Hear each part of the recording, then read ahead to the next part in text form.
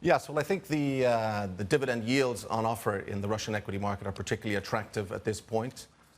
We see forward dividend yields in excess of 8% for the coming years.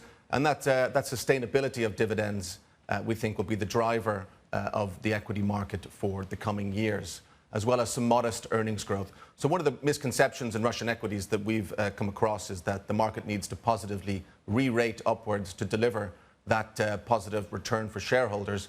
And I think at this point, given the level, the high dividend yields in excess of 8%, combined with modest earnings growth, we think a continuation of quite a consistent outperformance of Russian equities against wider emerging markets over the past 5 years. And we think that that case is set to continue.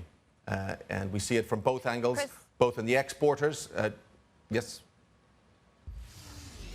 Chris, it's Hadley out in Abu Dhabi. I just wanted to ask you a little bit more broadly about how you see the Russian energy story playing out in this region, because obviously we've seen over the last couple of years a growing relationship between Saudi Arabia and Russia, Saudi Arabia and UAE and Russia as well. Now they're looking for an investment fund into China. They're looking eastward. So much movement on that front. And at the same point, even now, not just concern, but a general understanding that we're probably going to see further cuts when we have that meeting, as Dan was mentioning, in Vienna in just a month or so from now. How do you see this story playing out in the long term? Because obviously you're coming from an energy background as well. And as you said, the geopolitical risk case is really not impacting right now the Russian market. Yeah, I think for oil markets in a range of around $60 per barrel is a really good market for Russian energy companies. We've seen some very positive actions from economic policy in Russia to both in the fiscal side and monetary policy, which has really decoupled the ruble from volatile movements in oil prices. And this has been the backbone of strong margins, strong free cash flow, which has supported the dividends in the equity market. And we see that set to continue.